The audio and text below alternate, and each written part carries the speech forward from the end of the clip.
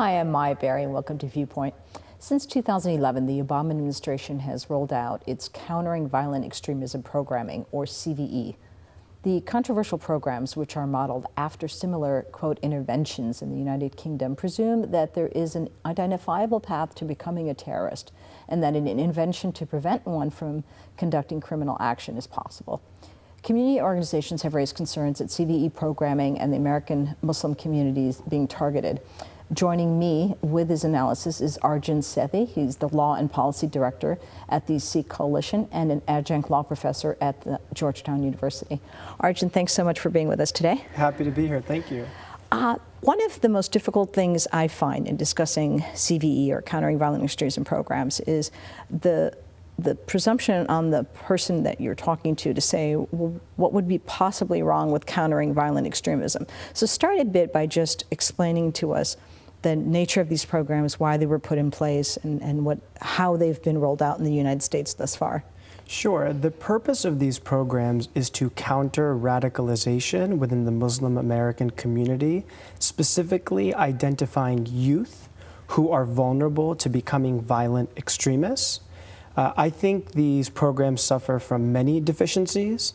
The first being that there is no single path to radicalization.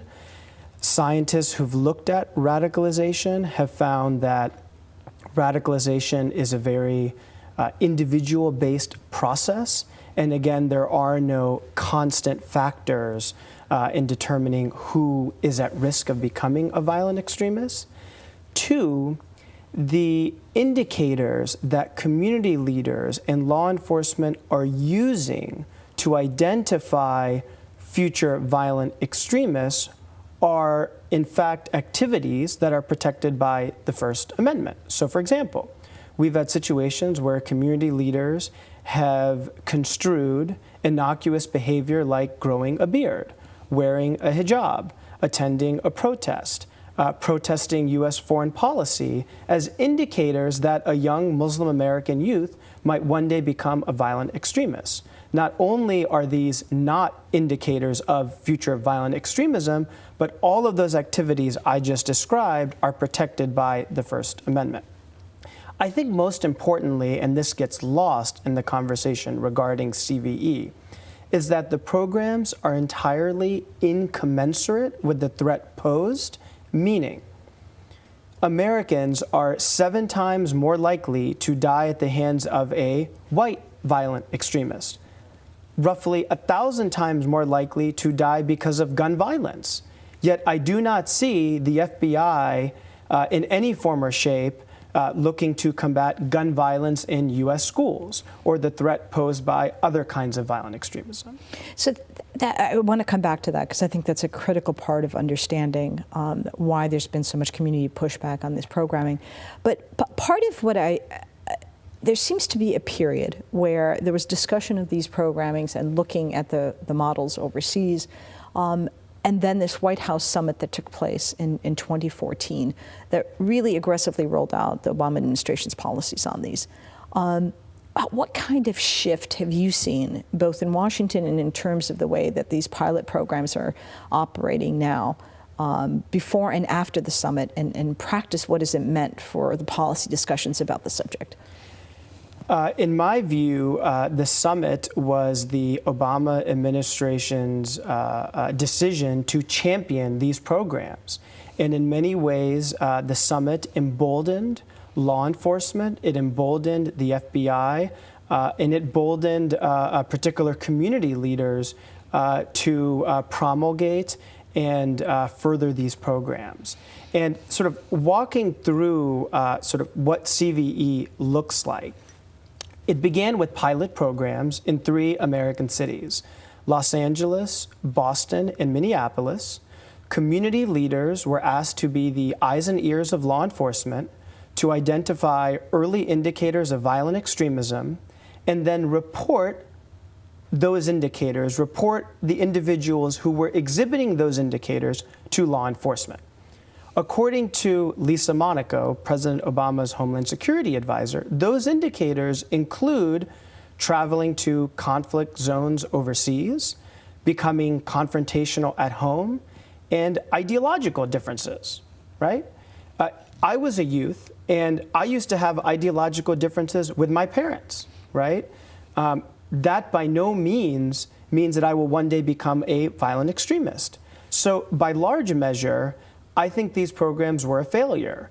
And what we've heard from a lot of community leaders in those cities is that Muslim Americans lived under an umbrella of fear, namely that individuals were afraid of practicing their faith, were afraid of free speech, and as a consequence, I think those programs were indeed a failure. Then it sort of moved to this program called Don't Be a Puppet. And the FBI launched what I would sort of call, as you have a great graphic here, this sort of web portal where they are asking teachers and students to identify youth who are at risk of becoming violent extremists. But yet again, just like we saw with the pilot programs in Boston, Los Angeles, and Minneapolis, the indicators that this program actually uses are absurd. Those indicators include taking photos of monuments, right? So the idea that a Muslim American who wants to take a picture of a beautiful bridge, they could be identified as a future violent extremist. Or again, traveling to a conflict zone overseas. What's a conflict zone? There are many Muslim Americans who have family in Lebanon, who have family in Iraq, who have family in Saudi Arabia, which in many ways certainly is in the midst of a war against Yemen. So again, I think this program is also over-inclusive, and it also establishes the very dangerous precedent of asking teachers in schools to become an extension of law enforcement, right? It's one thing to ask a youth to identify bullying of another student. It's quite something different to ask a youth to point out a student in the classroom who could one day become a violent extremist. So one of the things I find most interesting about this discussion with government officials about CVE programming, separate from the idea that, as you correctly pointed out, these aren't programs that have even been tested to demonstrate any effectiveness, is this idea that they repeatedly will tell you these programs do not target the American Muslim community. These are broader in their approach, that we reject the use of violence by any group, and therefore that's what we're seeking to do. The problem with that, though, has been, as you've seen in pilot programs, and even with regards to the FBI's new puppet program, it's very clear that while there is a notion that they don't want to target American Muslims, that any of the pilot programs they put in place have indeed been specific to those communities.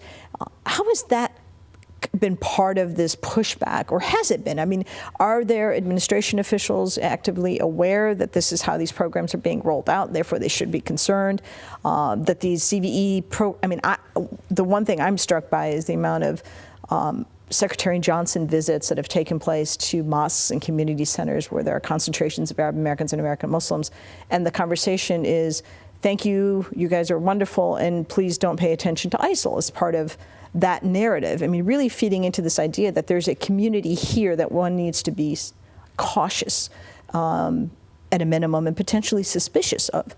I mean, surely that's a problem, right, if our government puts in place programs like this? Sure. I mean, to be clear, I think CVE programs in general do not work, no matter who they target. I think they are ineffective and they show constitutionally protected activities. But as you point out, it is abundantly clear that the CVE programs the government has rolled out almost exclusively target Muslim Americans.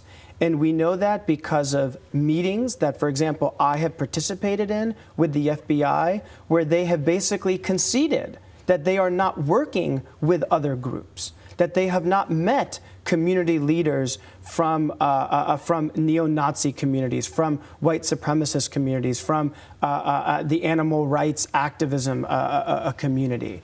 And we also know, based on just the language that's coming from the administration. So if you look back at President Obama's summit, there was very little conversation about violent extremism outside the Muslim American context. And I think that is part of the pushback, right? Because it is part of the pushback because these programs, in essence, don't just chill constitutionally protected activity, don't just create an umbrella of fear, but they stigmatize Muslim Americans. They stigmatize the practice of Islam.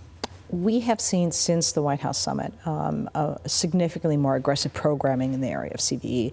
You mentioned the Don't Be a Puppet program is one example of FBI looking to, because the program's targeting young people, looking to roll these out in schools. The other one I really want to spend some time talking about is this new concept of shared responsibility committees, SRCs. This is something that actually was leaked in media reports before it was shared by any government official in an Intercept story about these programs.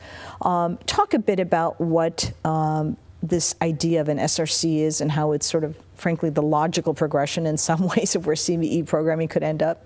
Sure. So shared responsibility committees are the newest and latest CVE program. A shared responsibility committee consists of a community leader, a mental health professional, a social worker, and other leaders of influence who are tasked to intervene and help a youth who the FBI believes is at risk of becoming a violent extremist. So the FBI calls this a intervention program, right? But again, there are lots of issues with this program. First, the FBI has never clarified the criteria necessary for determining who is vulnerable to becoming a violent extremist. So for example, right, we know for a fact, because there are cases like this, where Muslim Americans have been investigated for placing large computer purchase orders at Best Buy, for buying large stacks of water from Costco, right? So the FBI refuses to clarify what activity is sufficient enough to merit intervention from an SRC. Secondly, the FBI has never specified the techniques used to ultimately identify a youth who, again, is at risk of becoming a violent extremist and thus meriting an intervention from the SRC. So, for example, we know from the DOJ racial profiling guidance that the DOJ has taken the position that mapping programs, similar to the NYPD's mapping programs of Muslim Americans, is constitutionally permissible, right? We also know that the FBI uses confidential informants to penetrate mosques, Muslim student associations, absent any connection to wrongdoing, right? So it might very well be that the SRC is actually legitimizing these practices that are over-inclusive and that stigmatize Muslim Americans. Apart from that, they're also powerless. So on a very practical level, while an SRC is helping a particular Muslim American youth, the FBI can continue to investigate them. The FBI could continue to use a confidential informant. If the SRC determines that a youth is no longer at risk of becoming a violent extremist, the FBI can still continue to investigate that youth. They can even subpoena and force the members of the SRC to testify against that particular youth. So it's unclear to me why anyone would want to join an SRC, given that they have very little protection for actually participating, and the fact that the SRC process is non-transparent and, again, is built on what I consider to be abusive law enforcement techniques. One of the things that I thought was really challenging in the Don't Be a Puppet program, in addition, frankly, to how something targeting young people was done so poorly as a presentation, it was a website, was the disclosure on that very site where any visitor to the site should be informed that the information can be collected, that they were here, and that this can be shared with law enforcement. This for a site that the FBI had set up, presumably to provide education to someone that may be thinking about this, please come here, seek out this information, and it would provide an alternative. The issue with these SRCs that I can't get past is this idea that the intervention is to prevent someone, ideally, from taking only the criminal prosecution path. That if you've got someone and maybe they made a mistake and maybe there's this sort of mental health capacity issues, or that we can provide an alternative to criminalizing their behavior and putting them in jail. But how does that play out given what you just said, which is that even this process, the SRC process, where the intervention is supposed to help someone not end up there, that the FBI can continue to, I mean, it is, after all, a law enforcement agency, right? Isn't that part of what's the problem with the structure? Absolutely. I mean, to be clear, I think the conversation would be very different if the FBI came out and said, the only individuals who will be referred to SRCs are individuals for whom we have a prima facie case that they have committed a crime. And rather than putting them in prison and or prosecuting them, we are considering this intervention approach. I think it would look and feel a little different. So, as part of a meeting recently, they basically said that, right? That if there's an FBI referral to an SRC, it's going to come through one where we believe there was a criminal predicate in place. But that addresses one part of it. The other part of it is that they have said the SRC can be put in place, and if there's a case that comes up organically, is the phrase they like to use, through the community, then that's different. What would be your answer to that? This idea that this is a vehicle to kind of try to address something that might be happening outside of the process. And my response is that SRCs are just a sophisticated way of entrenching and expanding the use of confidential informants in the Muslim American community, right? If they are actually suggesting that communities are organically, that leaders are organically forming these committees, and they then send their youth to the FBI, it strikes me as far-fetched. It strikes me as far-fetched. And it seems to me that if CVE is to work, law enforcement has to stay outside of it. So if a group of community leaders want to gather at a community hall, in a mosque, in any type of center, and want to talk to their youth about ISIS, want to talk to their youth about violent extremism, they should be able to do that independent of law enforcement, without fear that law enforcement has penetrated that meeting through the use of a confidential informant, without fear that if they don't pass that information along that comes through in that meeting to the FBI, that there will somehow be consequences. The idea of scale here, in terms of the problem that we have in place, there is no question that Europe, whose PREVENT program is partly what we've adopted here in the United States. Anyone advocating CVE policies on behalf of the government is upset when you compare it to Vermont, because they say we're not doing what they did there, we're doing it differently here, and that over there it was the government that's putting these programs in place. Here we're going to fund community-based organizations to do it. Do you think that's a significant difference? Do you ask the question one more time? The idea that government-sponsored programs to counter violent extremism is what they did in the UK model, and that what we're doing here is not that, because it is basically government-funded NGOs that are doing it. So it's a non-governmental organization. Therefore, there should be no problem with these programs.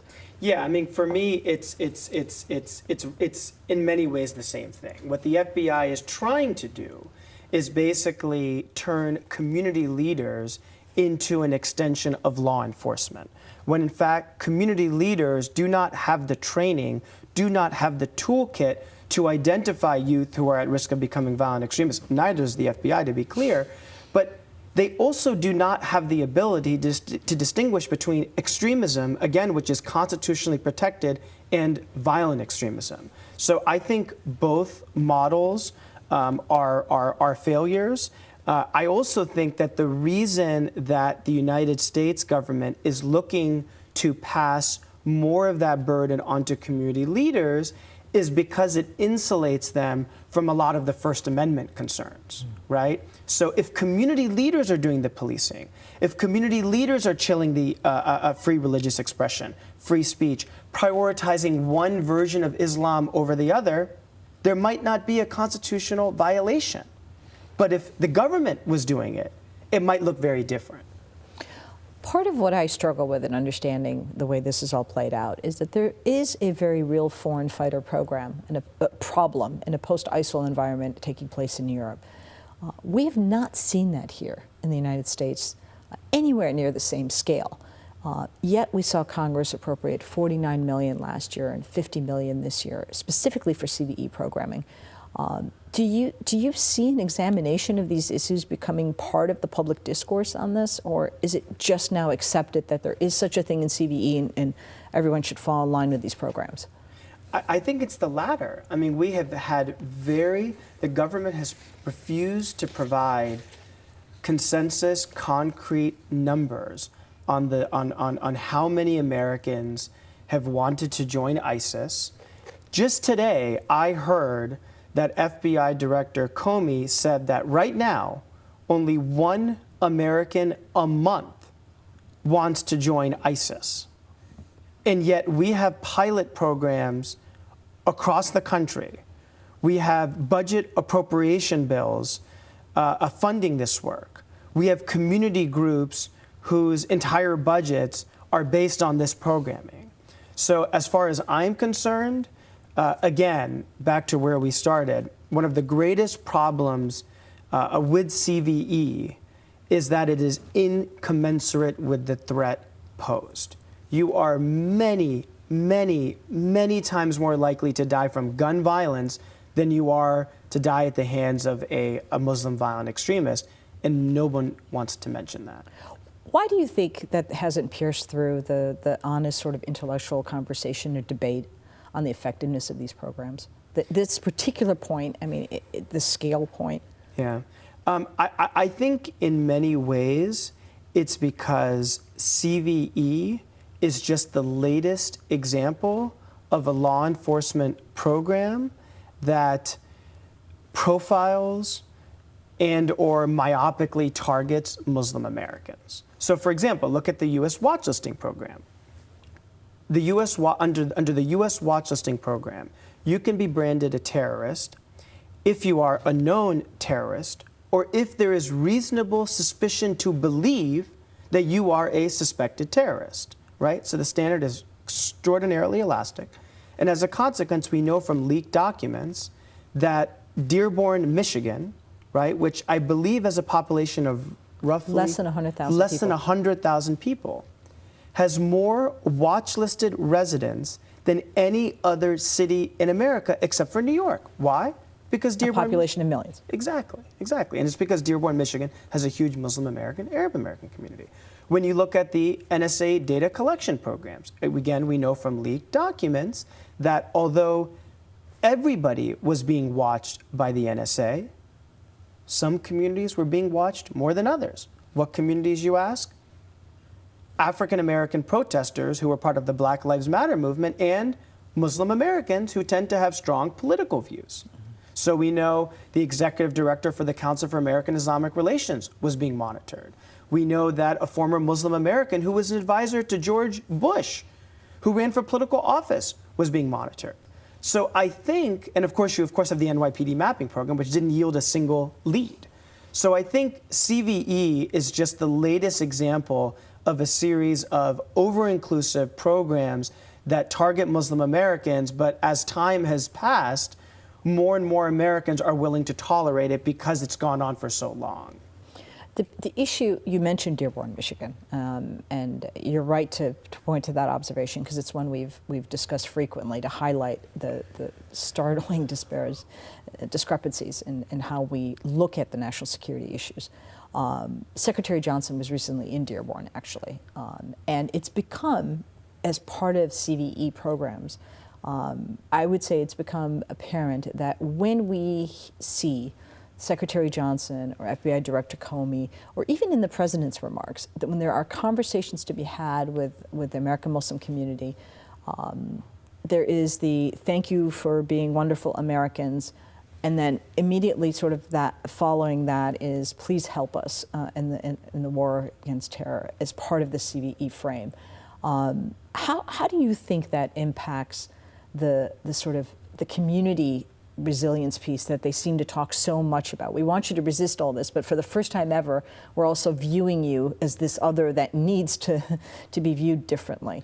I mean, I would ask our leaders to help us, right? So President Obama visited a mosque for the first time in his administration a few months ago. I'm glad he did it, but he should have done it during his first term, right? Due to recent events in Paris, Brussels, San Bernardino, bigoted political rhetoric, Muslim Americans, Arab Americans, Sikh Americans have experienced an uptick in bullying, hate violence, employment discrimination, and they don't want to talk about that, right? They don't want to express solidarity with us. Instead, they think President Obama, for example, thinks a symbolic gesture like visiting a mosque once in 8 years is enough. So again, to be clear, I think that many Muslim Americans, live a life of second-class citizenship, where they rightfully fear being monitored, being scrutinized, and tasked with this burden of constantly monitoring their youth. Mm-hmm. And no other community bears that burden. In the immediate aftermath of 9/11, the first victims that fell to hate crimes were fellow Sikh Americans who were targeted wrongly for presumed to be Arab or Muslim. And it was remarkable at the time that the Sikh community never said, we're not Muslim. That simply did not take place. As you do the advocacy work that you all do so effectively on this issue, do you feel like it's working in the sense of government officials understanding the real problems of securitizing a community this way, of treating it in the way that it's happening? I wish I could say that I have seen significant government progress in terms of dealing with what they perceive to be violent extremism, but I have not seen progress. I look at things like Don't Be a Puppet. I look at things like shared responsibility committees, the watch list program, the NSA data collection program, and I see these as examples of overreaching intelligence law enforcement programs that end up securitizing an entire community, right? The Constitution and criminal procedure are based on individual suspicion, namely the idea that you will monitor, surveil an individual if there is a connection to wrongdoing. We've replaced that with collective suspicion. And I think there are lots of groups, including my organization and yours, that are fighting against this. But I think we have a tall order in front of us. I'm so grateful for the historical role that the community has played since 9/11 and continues to play now. The work that you all have done on pushback on particularly SRCs and the CVE program has been critical to enlighten this conversation. So thank you very much, Arjun, for joining us today and for that work. That is all the time that we have today. For more information, follow us on Twitter at AAIUSA or check out our website at aaiusa.org. Thanks for watching, and we'll see you next week on Viewpoint.